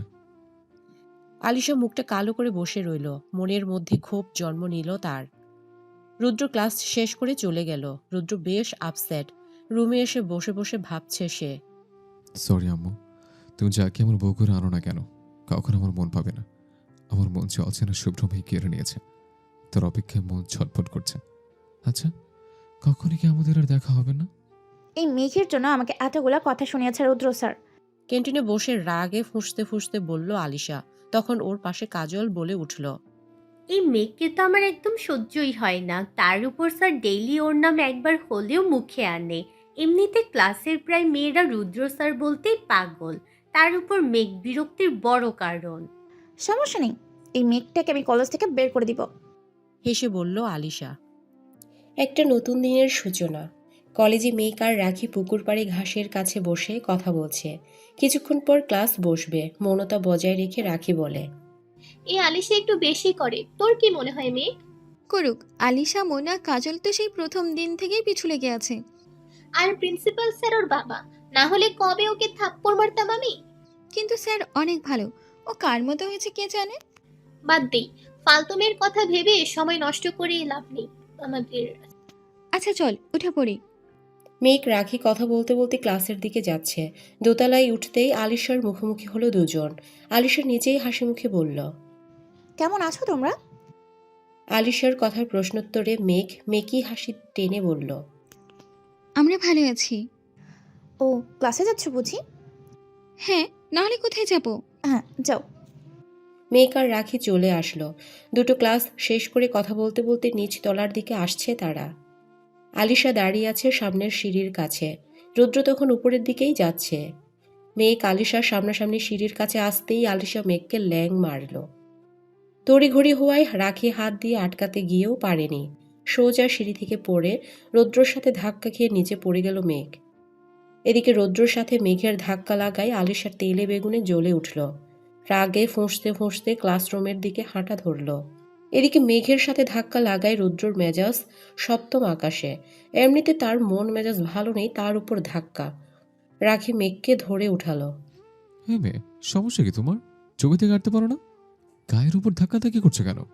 সরি স্যার, আসলে আলিশা আমায় ল্যাং মেরেছিল। মেঘের কথায় রাখি হ্যাঁ সূচকে মাথা নাড়ালো। বাট আলিশা তোমায় ল্যাং মারলো কেন? যাক, ভালোই করেছে, তাও তুমি সোজা হবে না। রুদ্র চলে গেল। এমনিতে তার ক্লাসে লেট হয়ে যাচ্ছে। ঢং দেখলে পাচ্ছি না। মেঘ, আলিশা তোকে ল্যাং মেরেছে, কিছু বলছিস না কেন? কি বলবো? ওর সাথে আমি ঝামেলা বাঁধাতে চাই আর না পারবো। শয়তানের জোর সবসময় বেশি থাকে, চিন্তা করিস না। এই রুদ্রই ওকে সবার সামনে একদিন চড়াবে। কি জানি, ওর বাবার চামচা তো, আবার ওদের সম্পর্কও নষ্ট হয়ে যাবে না? চামচা না, আমি যতটুকু জানি রুদ্রর বাবার সাথে প্রিন্সিপাল স্যারের খুব ভালো সম্পর্ক। আর প্রিন্সিপাল স্যার নাকি রুদ্রর দ্বিতীয় আইডল। না না, এটা কিছুতেই সম্ভব না। স্যার কত ভালো, আর ওই রুদ্র রাগী মানব তার বিপরীত। কোথায় তার মাঝে স্যারের আদর্শ আছে? একটু হ্যান্ডসাম তো, তাই বেশি ভাব নেই। সমস্যা নেই, ফেক আইডি খুলে রিজেক্ট করব। Just wait and see. কর একটু বেশি ঢং করে, হেল্প লাগলে বলিস, আমি করব। আজকে বাসায় গিয়ে ফেক আইডি খুলছে। আচ্ছা, আর মেসেজের সব সস দিবি। না, আইডিটা দুজন মিলে চালাবো। আমি অনলাইনে বা সমস্যায় থাকলে তুই চ্যাট করবি, মানে এটাকে যেভাবে হোক রিজেক্ট করতেই হবে। এটা আরো ভালো আইডিয়া। বুঝতে হবে আইডিয়াটা কার। যদি না পটে? অবশ্যই পড়বে। আইডির নাম দেখেই তো ফিদা হয়ে যাবে, আর ডিপি দেখলে তো জ্ঞান হারাবে স্বল্পক্ষণের জন্য, আর পোস্ট দেখলে প্রেমে পড়ে অজ্ঞান হবেই। মাঝে মাঝে তো এই ফালতু বুদ্ধির জন্যই আমরা ধরা খাই। না না, এবার আর খাবো না। এরিকু দেওয়া মাত্র অ্যাকসেপ্ট করে নিজে মেসেজ দেবে, দেখবি। আচ্ছা। চল উঠে পড়ি, এমনিতেই ধাক্কা খেয়ে আমার কোমরের অবস্থা খারাপ। দুজনে চলে আসলো কলেজ থেকে। বাসায় এসে মেঘ দেখলো মেহমান এসেছে আবার। রুমে এসে শাওয়ার নিয়ে রেডি হয়ে মেহমানদের কাছে গেল। সবার সাথে কথা বলে ভেতরে এসে ফোন নিয়ে বসলো। যে করেই হোক ওই রুদ্রকে রিজেক্ট করতেই হবে। আইডি খুলে পাসওয়ার্ড নাম্বার সব রাখিকে দিল। রুদ্রকে রিকোয়েস্ট দিয়ে দুজন মিলে বসে আছে, অ্যাকসেপ্ট করবে আর চ্যাট করবে। প্রায় 2 ঘন্টা কেটে গেছে, কোনো রেসপন্স নেই। মেঘ ফোনটা খাটে ছুঁড়ে মারল। এত ধৈর্য নেই তার। ঢং দেখলে বাঁচি না এই রুদ্রর। মেঘ বাইরে এসে মেহমান সব বিদায় দিল। 2 দিন পর মেহমান সব আসবে, শপিং হলুদের অনুষ্ঠান। ভাবতেই নাচতে মন চাইছে মেঘের। ফাইনালি বিয়েটা হবে, কিন্তু জামাই দেখবো কিভাবে? কাকে গিয়ে বলবো? দূর, বলতে হবে না, লজ্জা করছে। রাখিকে দিয়ে ভাইয়ার কাছ থেকে পিক নিতে হবে। দেখতে দেখতে 2 দিন কেটে অবশেষে হলুদের দিন এসেই পড়ল। এই 2 দিন মেঘ কলেজ যায়নি। বাসা ভর্তি মেহমান, কাজিন মহল, আন্টি মহল, চাচি মহল, সাথে রাখি, সবাই একসাথেই আছে। রুমে বসে কাজিন মহলের সবার সাথে কথা বলেছে মেঘ। কিছুক্ষণ পর হলুদের জন্য সাজতে বসবে সবাই। নিজের বরকে দেখা হয়নি, আর কাউকে জিজ্ঞেস করাও হয়নি। বিয়ে হবে এই খুশিতেই তো নাচতে নাচতে কয়বার খাট থেকে পড়েছে মেঘ। পরিবারের পছন্দ, তার উপর কথা বলার দুঃসাহস নেই মেঘের। রৌদ্রদেরও পাশাভর্তি মেহমান, মামা মামি আন্টিরা সব সাথে, কাজিন মহল। তবে রৌদ্রর বিয়েতে কোনো মত নেই। সে যে আজও একজনের মায়াতে মগ্ন। অচেনা শুভ্রময়ীকে দেখার জন্য শুভ্রময়ীর সেই বর্ষণ বিলাস করা স্থানে কতবার গিয়েছে তার হিসেব নেই। চোখ দুটি যে একজনের অস্তিত্ব খুঁজে বেড়াচ্ছে। চোখ ভর্তি নেশা আর হৃদয় ভর্তি আকাঙ্ক্ষা। এক নজর তাকে দেখার তীব্র ইচ্ছে। মনের অজান্তেই তার জন্য অনুভূতি সৃষ্টি হয়ে গেছে, অন্তরালের সুপ্ত অনুভূতি। রুদ্রর শুভ্রময়ী এক গুচ্ছ কাঠ গোলাপের শুভ্রতায় তুমি হয়েই রয়েছে। হৃদয়ের আকাঙ্ক্ষা যদি একবার তার দেখা পেত। রুদ্রর কাজিন আরিশ, শ্রাবণ, আরিশা আসে। রুদ্র ভাই তো অবশেষে ডাবল হয়ে যাচ্ছ। আমরা কবে হব কে জানে। আমাদের দলের একটা উইকেটের পতন হয়ে যাচ্ছে। রুদ্রর কাঁধে চাপড় মেরে কথাটা বলল শ্রাবণ। তখন আরিশা বলে, রুদ্র ভাইয়া, ভাবির পিক দেখাও। আমি দেখলে তো তোমাদের দেখতাম। এমা, তুমি তোমার হবু বউকে দেখোনি এখনো? আমি বিয়েটা করবো না। আরিশার কথায় রুদ্র কথাটা বলে। তখন আরিশ বলে, তোর মাথা খারাপ হয়ে গেছে? বাবা মা সবার সম্মতিতে বিয়েটা হবে। আর জেম্মা তো তোকে জিজ্ঞেস করেছে, তোর পছন্দ থাকলে বলতে, তুই বলিসনি। এখন বিয়ে ভাঙতে পারবি না। দেখ আরিশ, আমার কোনো পছন্দ নেই। আমি গিটার নিয়ে অনেক দূর এগিয়ে যেতে চাই, তারপর বাকিটা। রুদ্রর কথায় আরিশ শুধায়, কেন? এই গিটার ছেড়ে দিয়ে নিজে এখন যেই দায়িত্বটা নিয়েছিস সেটা ভালোভাবে পালন কর। রুদ্র কোনো কথা বলছে না, মাথা কাজ করছে না তার। রুদ্রকে চুপ থাকতে দেখে কেউ কিছু বলছে না। ভালোই ভালোই আজকে হলুদটা সেরে নিলেই হলো। আরিশ, শ্রাবণ ওকে জোর করে রেডি করালো। সবাই মিলে সেজেগুজে হলুদের জন্য স্টেজে চলে গেল। ধুর, এত সেজে কি হবে? আমার বর তো আর চুরি করে আমায় দেখতে আসবে না, আর না হলুদ লাগাতে আসবে। রাখির বাচ্চা কতবার বলেছি মেহরাব ভাইয়া থেকে পিক নিতে, কি যে লজ্জাবতী। দেখবে এই মেহরাবের বাচ্চাই তো কপালে জুটবে। শাসছে আর রাখিকে বকছে মেঘ। তখন রাখি বলে, বইয়ে তো গেছে তোর আনকালচার ভাইকে বিয়ে করতে। কি? আমি আনকালচার? পেছন থেকে রাগী সরে কথাটা বলল মেহরাব। ওই আপনাকে কিছু বলিনি, আমি তো ওর কাজিন, ওই যে কি যেন নাম ওর। মেঘ বলে। ইরাব, হ্যাঁ, ওই ইরাম ভাইয়ের কথা বলছিলাম। আর আপনার মতো ছোকরুটের সাথে গায়ে পড়ে ঝগড়া করতে বয়ে গেছে আমার। তখন মেঘ বলে। বইন তুই তো আর বলিস না। আর মেহরাব ভাইয়া দয়া করে যা, ঝগড়া বাড়াবি না। তখন মেহরাব বলে। হ্যাঁ যাচ্ছি, বাকিরা মেঘকে নিয়ে আসো। তখন মেঘের এক কাজিন রাত্রি বলে। আসছি, তুমি যাও, একদম প্যারা দিবে না। মেয়েরাব আর কিছু বলেনি, সোজা চলে আসলো। ওরা সবাই সেজেগুজে স্টেজে চলে গেল। নাচ গান হই হুল্লোড়, ফটোশ্যুট, ভিডিও, সাথে মেয়েরাব আর রাখির ঝগড়া। একজন আরেকজনকে খোঁজা মেরে কথা বলে আর ঝগড়া করে এভাবে কেটে গেল সময়। রাত 3টার দিকে যে যেভাবে পেরেছে শুয়ে পড়েছে, কেউ ড্রয়িং রুমের ফ্লোরে, কেউ সোফায়। পরের দিন অনিচ্ছা থাকা সত্ত্বেও বিয়েটা করছে রুদ্র। রেডি হয়ে গাড়িতে উঠে বসলো। মুখে হাসির কোনো চিহ্নই নেই, গম্ভীর মুখ করে যাচ্ছে। গেটের সামনে দাঁড়াতেই রাখি আর মেহরাবকে দেখে চোখ চড়ক গাছ রুদ্রর। রাখিও যেন রুদ্রকে বর বেশে আশা করেনি। এই কয়দিন ধরে যাকে রিজেক্ট করার চেষ্টা করেছে তার সাথে নিজের বান্ধবীর বিয়ে। রাখি সবার সাথে মিলে বরপক্ষের সাথে কথা বলছে। রুদ্রর আর বুঝতে বাকি রইল না কাকে বিয়ে করতে যাচ্ছে। এই পথের হাতটি আমার লাইফটাকে তেজপাতা করে দিবে, সমস্যা নেই, কখনো আমার থেকে কেয়ার ভালোবাসা জিনিসটা পাবে না।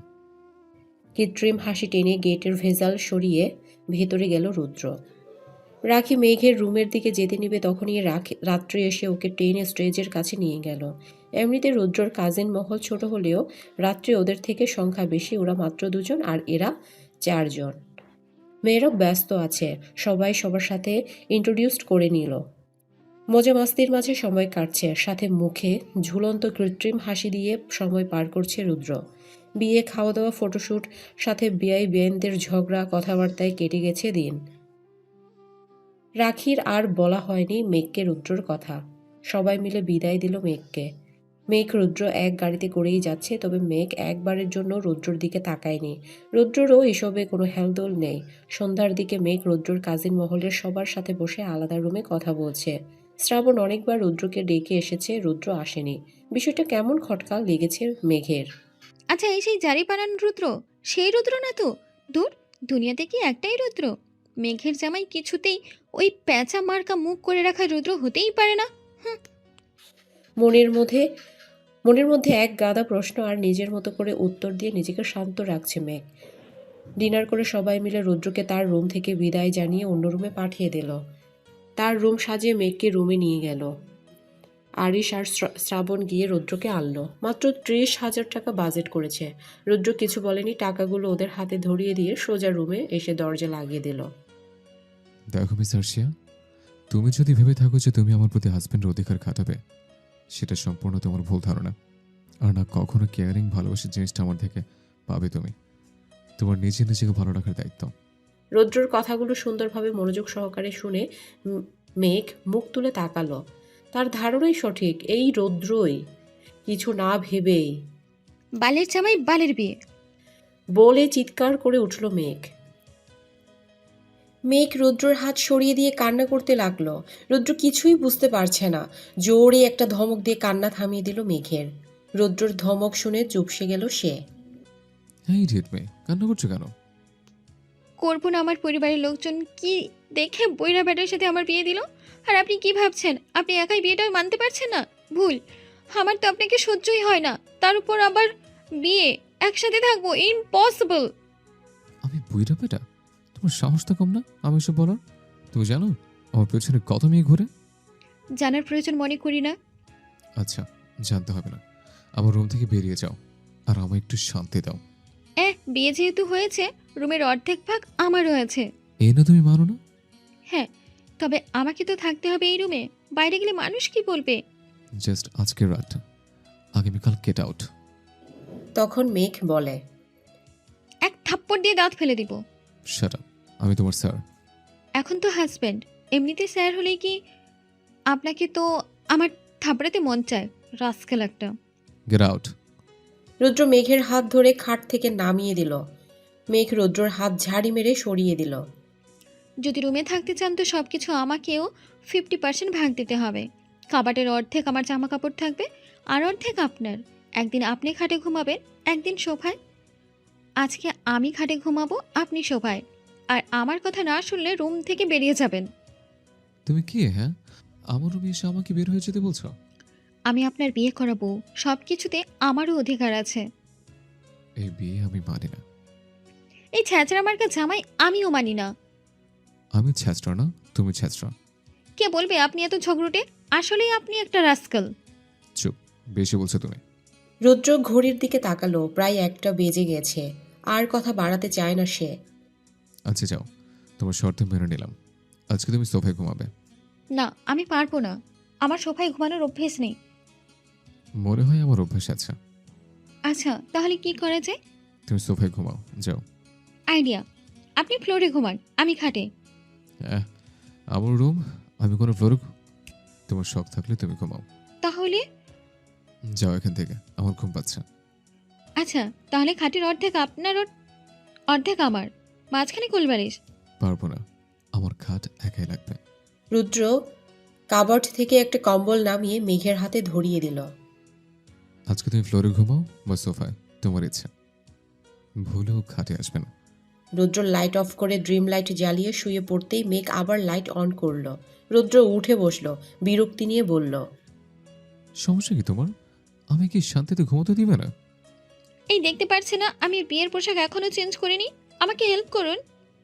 তো সন্ধ্যায় তো বসে বসে ভালো গল্প করছিলে, তখন চেঞ্জ করতে পারলে না? যত সব। উঠে আসুন আর আমার চুলের ক্লিপগুলো খুলে দিন। মেঘ ড্রেসিং টেবিলের সামনে বসে মেকআপ উঠাচ্ছে। রুদ্র চুলের ক্লিপ খুলতে ব্যস্ত। আগে বলি, চুলে ব্যথা পেলে আমি কিছু জানি না। তুমি যাই ডিয়েট, কখন আমার ঝগড়া লেগে যাও।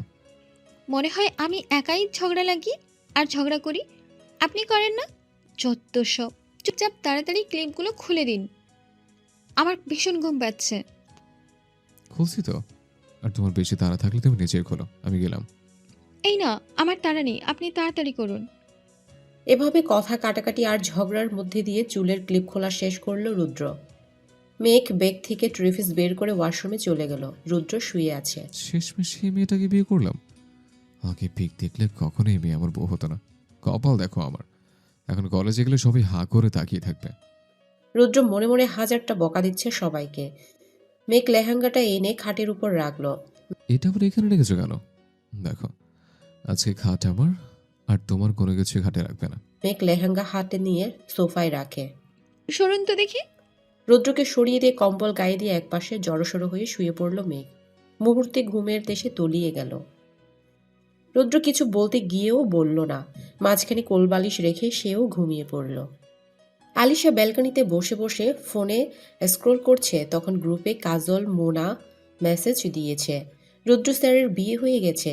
আলিশা মেসেজ দেখেই রেগে তেলে বেগুনে জ্বলে উঠল। ওরা 3জন গ্রুপ কলে আসলো। তখন মোনা বলল, মেঘেরও নাকি বিয়ে হয়ে গেছে, আবার রুদ্র স্যারেরও।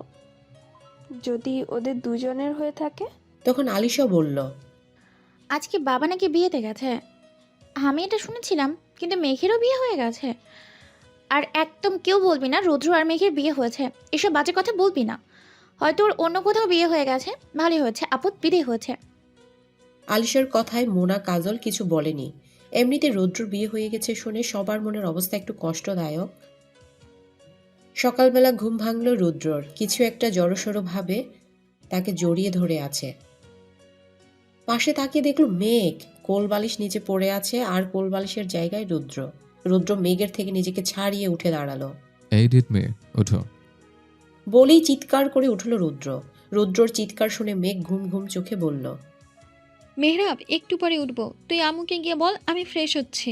এই মেয়ে, কোথায় মেহরাব? তোমার মাথা ঠিক আছে তো?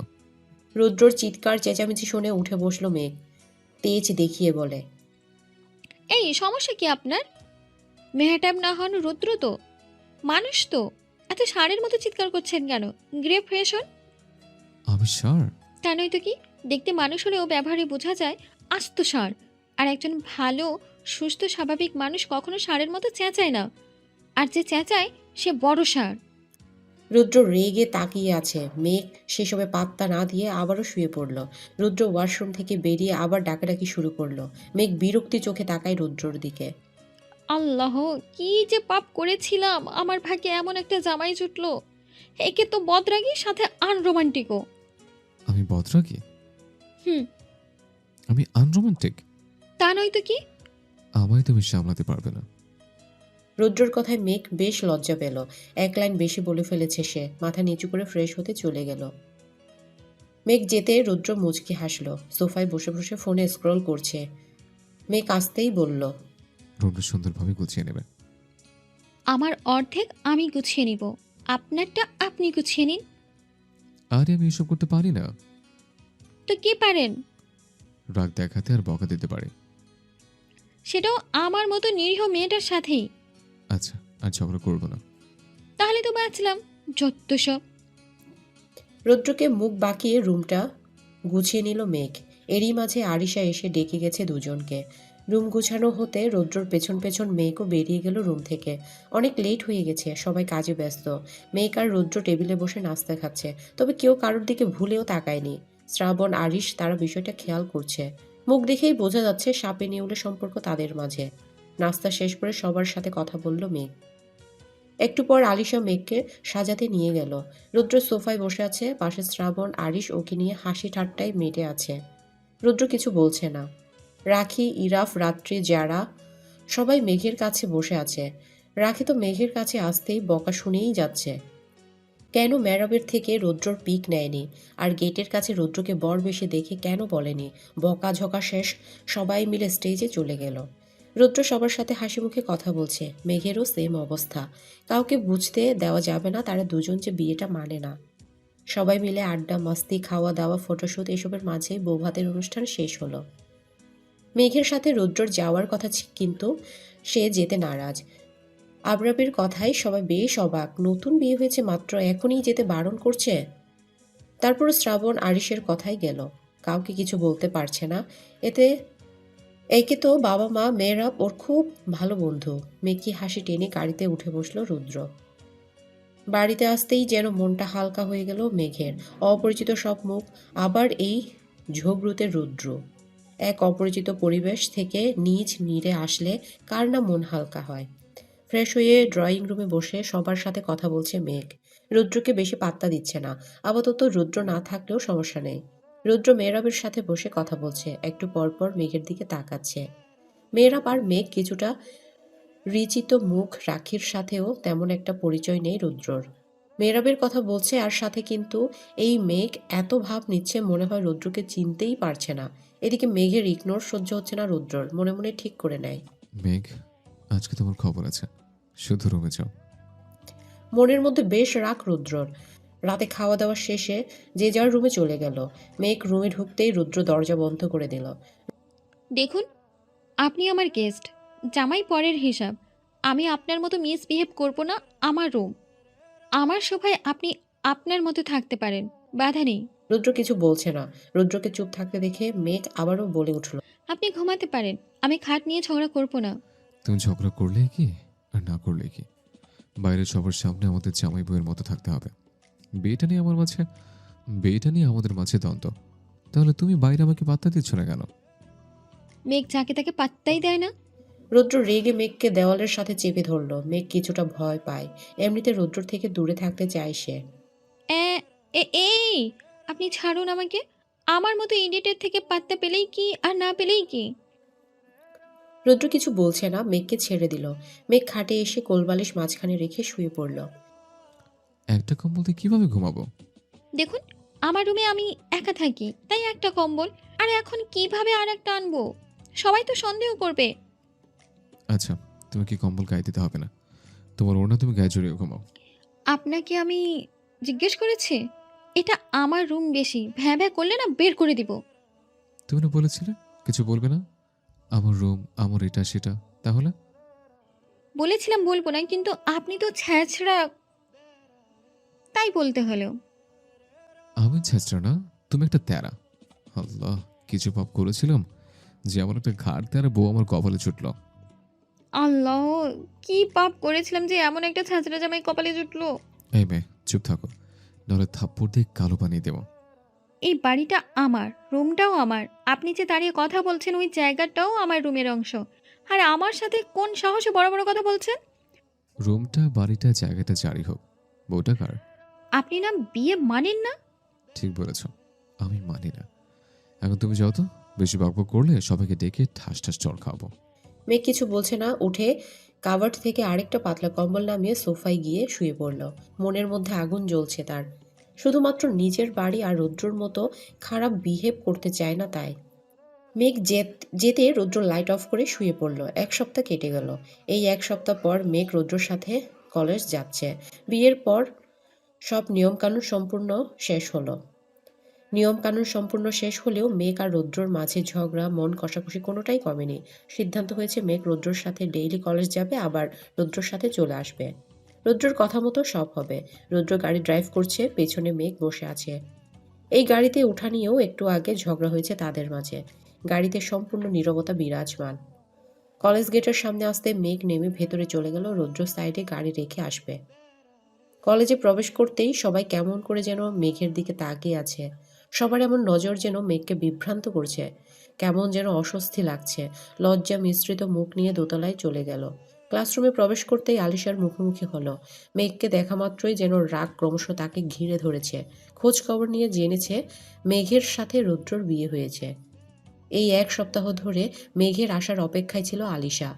মেঘকে মিন করে তার পাশে বসে থাকা কাজলকে বলল, আজকাল দেখি স্যারদেরও ছাড়ছে না। বুঝি না এদের ফ্যামিলিই বা কেমন। কেমন আর হবে, আনকালচার ছাড়া। রাখির বেশ রাগ উঠে যায়। পাশে মেঘকে ধাক্কা দিয়ে বলে, কি রে, কিছু বলবি না? এখন তো আর বলেও কেউ বিশ্বাস করবে না, প্রমাণ ছাড়া। কিসের প্রমাণ?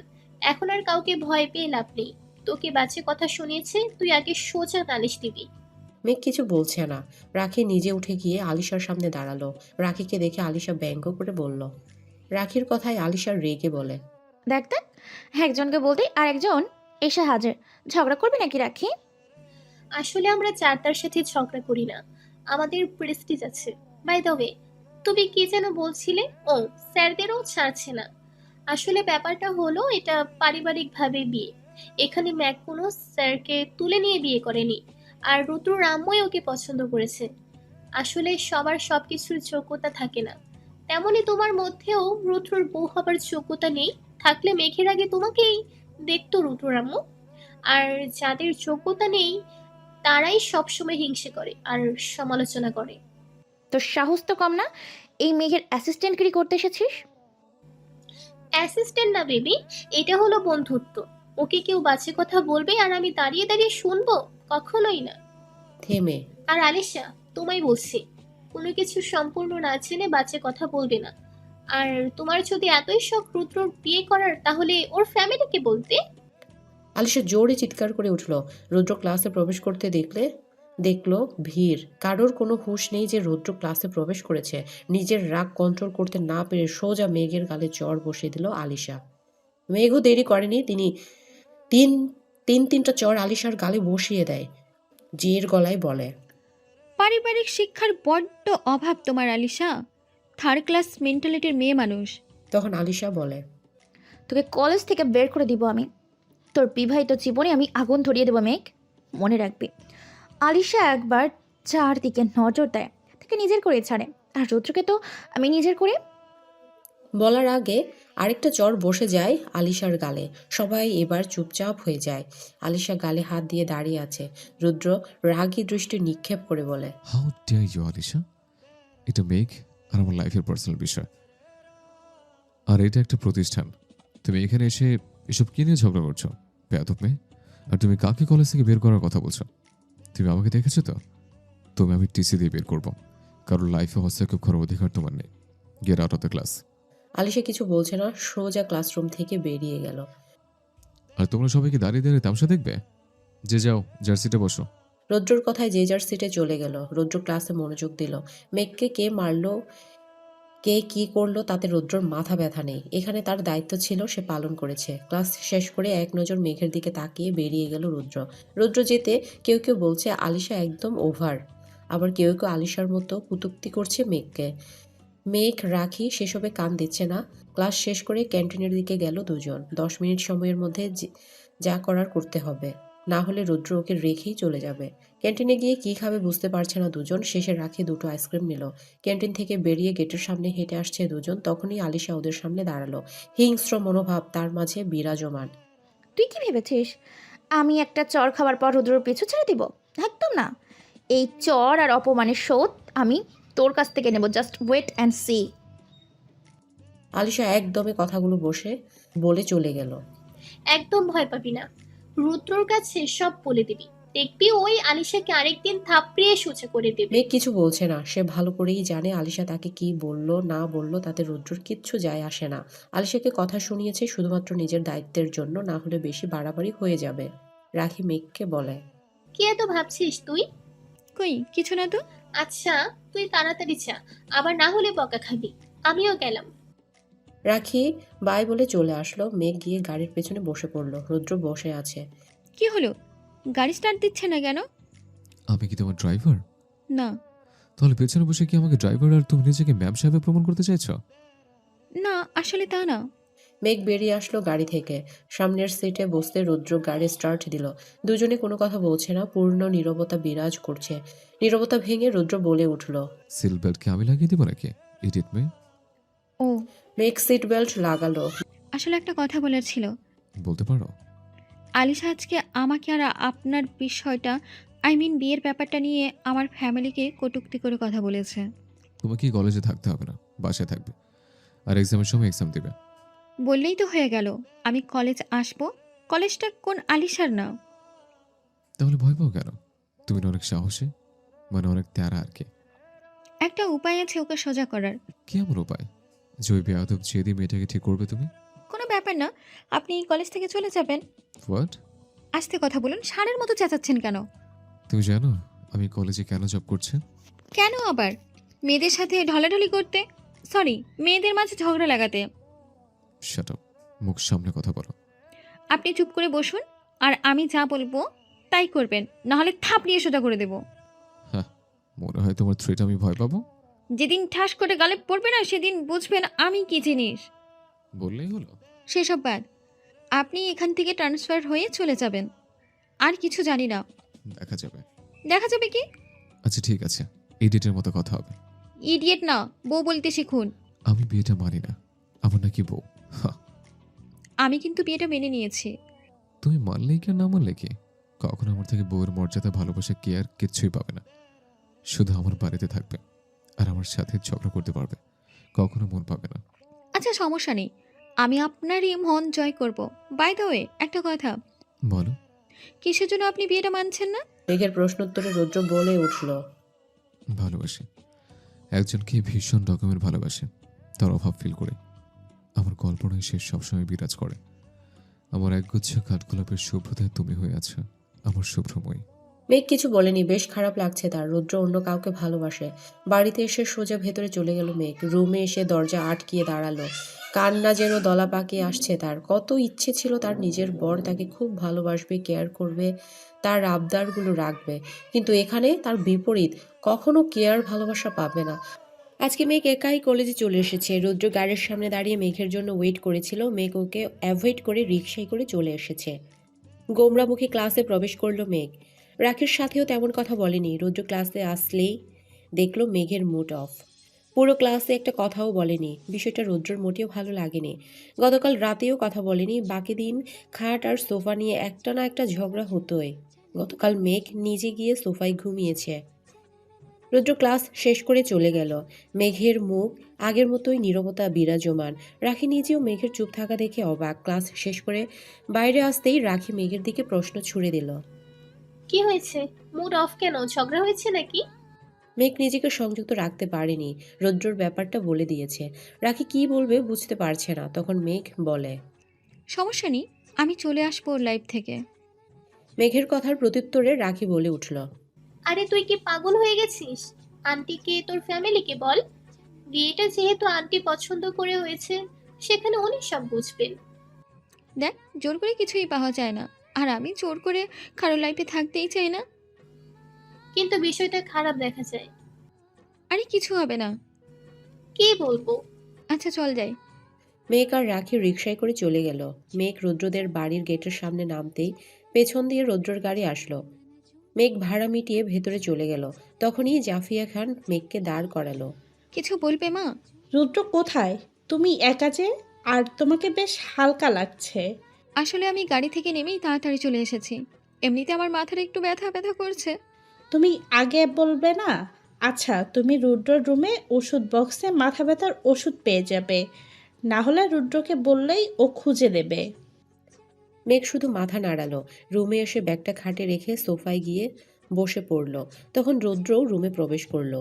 কেউ কারোর সাথে কথা বলছে না। রুদ্র ওষুধের বক্সটা মেঘের দিকে এগিয়ে দিয়ে বলল, তোমার না মাথা ব্যথা? এখান থেকে ওষুধ খেয়ে নিও। আমার কোনো মাথা ব্যথা নেই, ওটা মিথ্যে বলেছিলাম।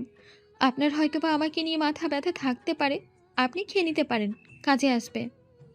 কথাটা বলে মেঘ উঠে পড়ল। রুদ্র রেগে বক্সটা ফ্লোরে ছুঁড়ে মারল।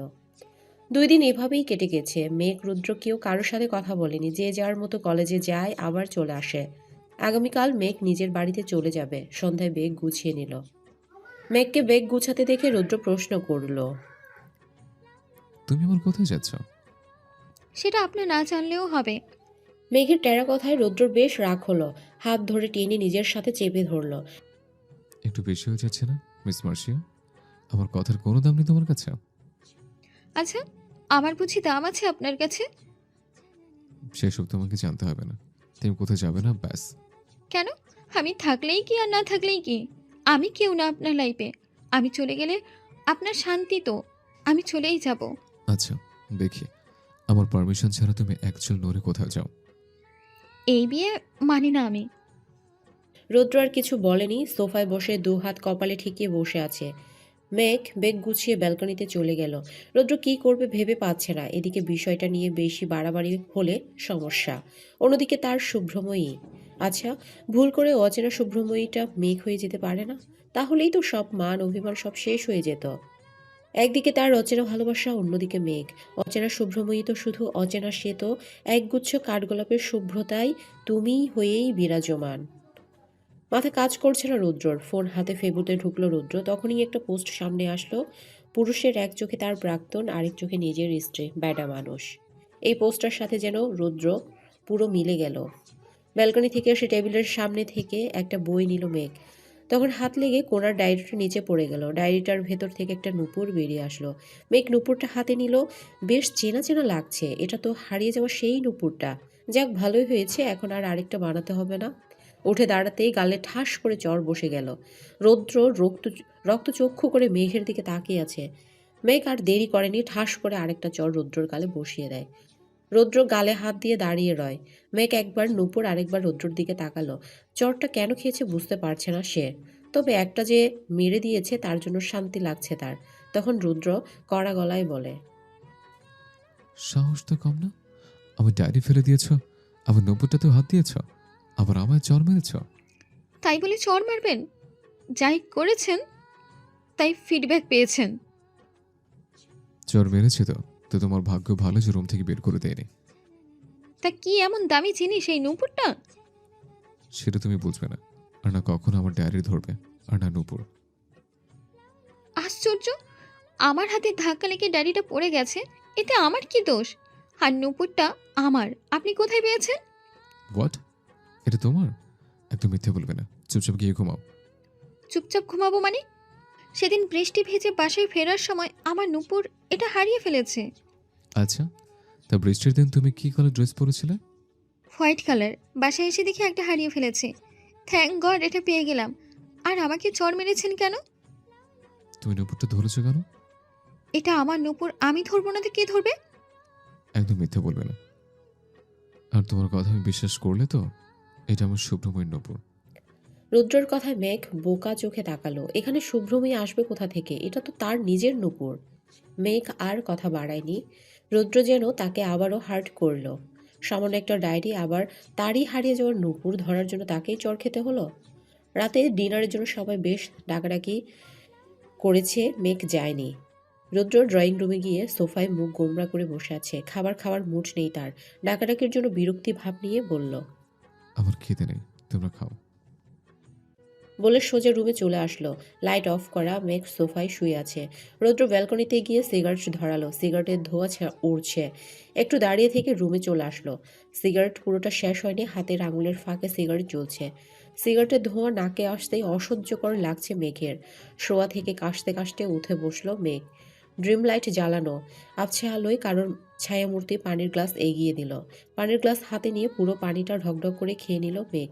রৌদ্র হাত থেকে সিগারেট ফেলে দিল, গ্লাসটা আগের জায়গায় রেখে আবারও ব্যালকনিতে চলে গেল। রাত 1টার দিকে রুমে আসলো রুদ্র। ঘুম আসছে না তার, এপাশ ওপাশ করছে। বালিশ নিয়ে সেও সোফায় চলে গেল। মেঘ তখন গভীর ঘুমে আচ্ছন্ন। মেঘের পাশে চেপে শুয়ে পড়ল। কেন এমন করলো সেটার উত্তর জানা নেই রুদ্রর, তবে সে মেঘকে আষ্টেপৃষ্ঠে জড়িয়ে ধরে ঘুমিয়ে গেল। সকালবেলা ঘুম ভাঙতেই ভারী কিছু অনুভব হলো মেঘের। নিজের দিকে তাকিয়ে দেখলো কারোর হাতের উপর জড়সড়ভাবে শুয়ে আছে। পাশের ব্যক্তি তাকে শক্ত করে জড়িয়ে ধরে আছে। এটা আর কেউ না, রুদ্র। উঠার চেষ্টা করতে গিয়ে বারবার ব্যর্থ হচ্ছে। মেঘ ভাবছে রুদ্রর হঠাৎ আবার কি হলো। ছাড়ুন আমায়। চিৎকার করে বলে উঠল মেঘ। মেঘের চিৎকার শুনে রুদ্র চোখ মেলে তাকালো। গতকাল রাতে তো মনে পড়তেই রুদ্র উঠে গেল। মেঘ রাগী চোখে তার দিকে তাকিয়ে আছে। মেঘ ওই আসলে খাটের উপর পানির জগ আমার হাত থেকে ছুটে পড়ে গেছিল। তো ফ্লোর আছে না, ফ্লোরে ঘুমাতেন। কম্বল তো একটা, তাই এখানে এসে শুয়ে পড়লাম।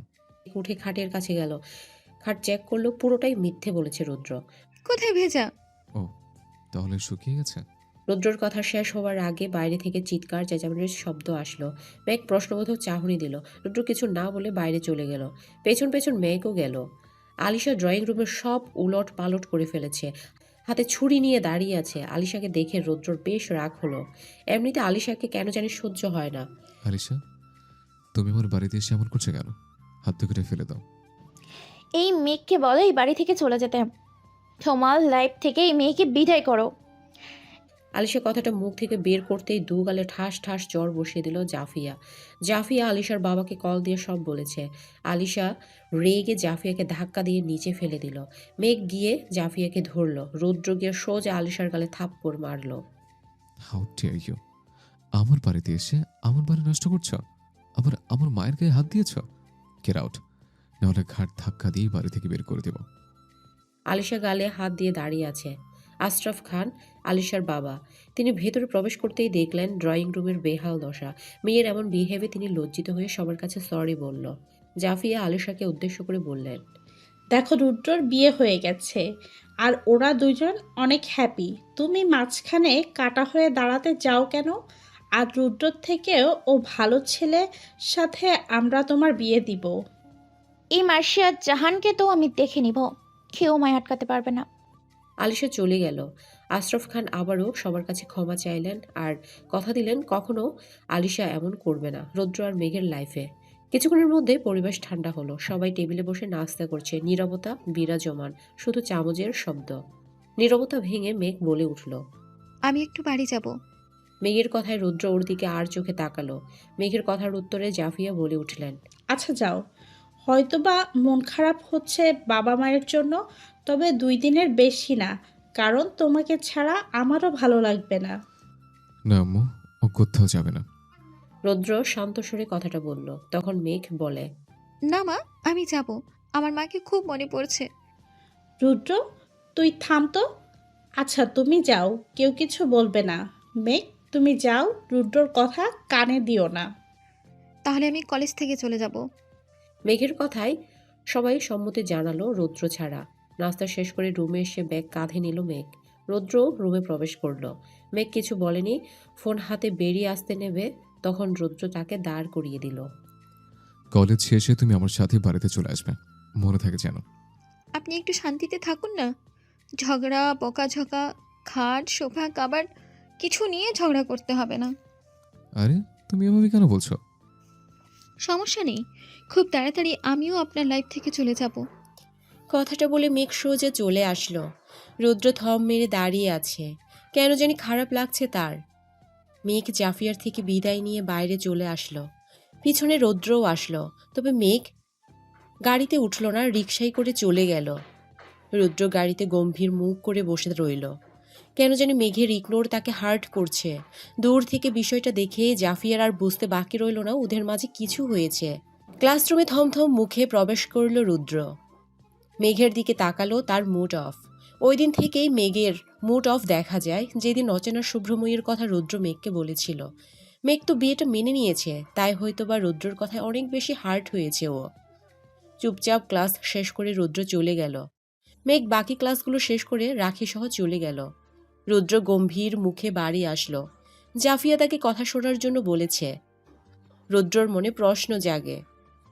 আচ্ছা, সকালে দেখে ফেলেনি তো মেঘ? আমি আলাদা কলেজ গিয়েছে, কথা কাটাতে হবে, কিছুতে বুঝতে দেওয়া যাবে না। রুদ্র রুমে আসলো, কেমন যেন ফাঁকা ফাঁকা লাগছে রুম। শাওয়ার নিয়ে লাঞ্চ করতে চলে গেল। রুদ্র চুপচাপ খাবার খাচ্ছে। রুদ্র, তোমার আর মেঘের মাঝে কি কোনো বিষয় নিয়ে সমস্যা, নাকি বিয়েটা তুমি মানতে পারোনি এখনো? না, আসলে আমি ওকে বারণ করেছি ওর নিজের বাড়িতে যেতে, তাই রাগ করে চলে গেছে। মিথ্যা বলতে হবে না, আমি সব জানি। তুমি বিয়েটা মানতে পারোনি, আর না মেঘকে মেনেছ। আমি আমার পছন্দের মেয়েকে তোমার বউ করে এনেছি। না, আমি বিয়েটা মানি না, ঠিক আছে, কিন্তু মেঘকে মেনে নিয়েছে। আর মিথ্যা বলতে হবে না, তোমার মুখ দেখে বোঝা যাচ্ছে। জানি না আমি কিছু, আমার মাথায় কাজ করছে না। রুদ্র খাবার রেখে রুমে চলে আসলো। রুমে এসে ও শান্তি লাগছে না তার। কোনো কিছুর শূন্যতা অনুভব হচ্ছে। মেঘের জন্য খারাপ লাগছে খুবই। রুদ্র, বিকু, মেঘের জন্য তোর কেন খারাপ লাগবে? কোনো রকম নিজের মনকে সান্ত্বনা দিচ্ছে রুদ্র। মেঘকে দেখে সবাই খুশিতে আটখানা। মেঘও খুশি, তবে একটু মন খারাপ আছে তার। লাঞ্চ করে রুমে এসে শুয়ে পড়ল। মেয়েরা মেঘের রুমে আসলো। এটা ওটা বলে মেঘকে রাগাচ্ছে, কিন্তু মেঘের কোনো হেলদোল নেই। আগে কত রাগী ছিল, রাগ দেখাতো। বিষয়টা মেয়েরাবের খটকা লাগে। মেঘ, তোর সাথে রুদ্রের কোনো ঝামেলা হয়েছে নাকি? আরে না, আমার ওই বাড়িতে ভালো লাগে না, আমি এখানেই থাকবো। আচ্ছা, তোর যেখানে ভালো লাগে সেখানেই থাকবি। মেয়েরাব চলে আসলো। মেঘ ড্রয়ার থেকে নুপুরটা বের করলো। এটার সাথে নুপুরটা রুদ্রর কাছে। আচ্ছা, এই রুদ্র নুপুরটা কোথায় পেয়েছে? নুপুরটার দিকে এক নজর তাকিয়ে ব্যাগে ঢুকে নিল মেঘ। রুদ্রর প্রতি একরাশ অভিমান আর অভিযোগ ভিড় করছে মনে। আফসোস, কার কাছে অভিযোগ করবে? আর কেই বা এই অভিযোগ বুঝে অভিমান ভাঙাবে? ইস, যদি রুদ্র এসে অভিমান ভাঙিয়ে নিত, একটু জড়িয়ে ধরতো, মন খারাপ সব শূন্যে ভাসিয়ে দিতাম। ভাগ্যটা সত্যিই অনেক খারাপ। রাতে ব্যালকনিতে দাঁড়িয়ে আকাশের পানে তাকিয়ে আছে মেঘ। নিজেকে বেশ অসহায় লাগছে। বাবার রাজকন্যা হয়ে সারা জীবন থাকতে চাই, কিন্তু বাবার বাড়িতে নির্দিষ্ট সময় পর থাকা চায় না, অন্যদের আপন করে নিতে হয়। সবাই তো ভালো, কিন্তু যাকে বিয়ে করেছি, যার কাছে আমার সুখ মিলবে, সেই তো আমার মন খারাপের কারণ। আচ্ছা, মেয়েদের জীবনটা এমন কেন? কেন অন্যের বাড়িতে গিয়ে থাকতে হয়? সব সময় বাবার বাড়িতে থাকে না কেন? আশরাফ খান আলিশাকে বকাঝকা করছেন। আলিশা চুপচাপ শুনে যাচ্ছে। আলিশা, আমার রিকোয়েস্ট, তুমি আর ওদের লাইফে যাবে না, আর না কারোর ক্ষতি করবে। ছোটবেলা থেকে তোমার সব আবদার আমি পূরণ করেছি। আমার একটা রিকোয়েস্ট কি তুমি মেয়ে হিসেবে রাখতে পারবে না? রুদ্র তোমার টিচার, ওকে টিচারের মতোই দেখবে, এর বাইরে রিলেটিভের সম্পর্ক দেখতে যাবে না। আম সরি বাপি, এতগুলো সরি। আমি আর রুদ্র মেঘাল লাইফে যাব না, ওদেরকে সরি বলে দিব। আসলে মেঘকে কেন জানি আমার রুদ্রের ভাষা সহ্য হয় না। আচ্ছা, এখন আর ওদের মতো হ্যাপি থাকুক, আমি আর কিচ্ছু বলবো না। মেঘের সাথে ভালো বিহেভ করে বন্ধুর মতো থাকবো। এই তো, গুড গার্ল। আলিশের কথায় আশরাফ খান বেশ খুশি হলেন। রুদ্র ডিনার করেনি, সে ব্যালকনিতে বসে আছে। কেন যেন মেঘের কথা মনে পড়ছে তার। রুমে আসলে যেন মনে হয় তারা দুজন এখনও ঝগড়া করছে। এই 15 দিনে মেঘের প্রতি তার মায়া কাজ করছে অনেক বেশি। রুমে এসে নিজেকে আর ধরে রাখতে পারল না রুদ্র। সিদ্ধান্ত নিল মেঘের বাসায় যাবে। গাড়ির চাবির সাথে ফোন হাতে বাড়ির বাইরে চলে আসলো। আচ্ছা শুভ্রময়ী, তুমি আমার কল্পনাতে সবসময় থাকবে, বাস্তব হয়তো তুমি আমার হবে না। আচ্ছা, এই নুপুরটা নাকি মেঘের? ও সত্যি বলছে নাকি মিথ্যে, কিভাবে বুঝবো? যদি সত্যি হয়, মেঘ তো মিথ্যে বলবে না, কারণ ও জানে না নুপুরটা আমার শুভ্রময়ীর। তাহলে তো শুভ্রময়ী আমার নিজের। মেঘে কি তাহলে অচেনা শুভ্রময়ী? আজকে জানবো। মেঘকে আর কষ্ট দেব না। আজকে একগুচ্ছ কাঠগোলাপ দিয়ে রাগ ভাঙাবো তার। গাড়ি ড্রাইভ করছে আর ভাবছে রুদ্র। মেঘের বাসার সামনে এসে গাড়ি থেকে নেমে পড়ল রুদ্র। সোজা মেঘের ব্যালকনির সামনে গেল। সোডিয়ামের লাইটের আলোয় আবছা কারোর ছায়ামূর্তি দেখতে পেল মেঘ। তার মানে রুদ্র এসেছে। পা টিপে টিপে বাইরে বেরিয়ে আসলো মেঘ। হ্যাঁ, তার ধারণাই সঠিক, রুদ্র এসেছে। রুদ্রকে দেখে ভালো লাগা কাজ করছে। কিছু না বলে সোজা রুদ্রকে জড়িয়ে ধরল মেঘ। কেন জানি ইচ্ছে হলো জড়িয়ে ধরার। মেঘের কাজে রুদ্র কিছু বলেনি, কেন জানি তার মধ্যেও ভালো লাগা কাজ করছে মেঘকে দেখে। শোনো, তোমাকে ছাড়া আমি থাকতে পারবো না। তুমি আগামীকাল চলে যাবে। না, যাব না। আপনি এমন কেন? আপনি আমার মন খারাপ একটুও বোঝেন না কেন? একটু ভালোবাসলে কি হয় আমায়? মেঘের কথায় কেন জানি রুদ্রর খুব মায়া হচ্ছে। বাচ্চাদের মতো আবদার করছে। সরি বউ, ভুল হয়ে গেছে। মেঘের হুঁশ আসতেই রুদ্রকে ছেড়ে দিল। সরি, আসলে আমি একটু বেশি ইমোশনাল হয়ে গেছি। আপনার আমাকে ভালোবাসতে হবে না। আপনার শুভ্রময়ী আছে না, তার প্রতি তো অন্যায় হয়ে যাবে। মেঘের কথায় রুদ্র শান্ত চোখে তাকালো। ওই নুপুরটা তোমার? আপনার বিলিভ হচ্ছে না? ওয়েট, আমি এটার সাথে নুপুরটা এনে দেখাচ্ছি আপনার। মেঘ ভেতরে চলে আসলো, ব্যাগ থেকে নুপুরটা নিয়ে আবার বাইরে চলে আসলো যেখানে রুদ্র দাঁড়িয়ে আছে। নুপুরটা এনে রুদ্রর হাতে দিল। দুটো নুপুর পুরো একই রকম। আচ্ছা, সেদিন তুমি কি কালার ড্রেস পরেছিলে? White colour kurti. আচ্ছা, নুপুরটা আমার কাছেই থাকুক। মেঘ আর কিছু বলেনি। রুদ্র হুট করে আবার মেঘকে জড়িয়ে ধরল। আই এম সরি, তুমি আমার হতে কাছে থেকে আমি বুঝতে পারিনি। তুমি আমার অচেনা শুভ্রময়ী। তোমাকে অনেক হার্ট করেছে। তুমি জানো, তোমাকে সেদিন দূর থেকে দেখার পর আমি কতবার সে তোমার বর্ষণ বিলাসের স্থানে গিয়ে তোমায় খুঁজেছি। মনের অজান্তে ভালোবেসে ফেলেছি আমি। তাই তো অচেনা তোমার স্থানটা কাউকে দিতে চাইনি। মেঘ কিছু বলছে না, চুপচাপ রুদ্রর কথাগুলো শুনছে। আজকে যেন রুদ্রর সবচেয়ে খুশির মুহূর্ত। আজকের মুহূর্ত কখনো ভুলবে না সে। তার অচেনা শুভ্রময়ীর খোঁজ পেয়েছে সে। মেঘকে চুপ থাকতে দেখে রুদ্র বলে উঠল। এখনো রাগ করে আছো?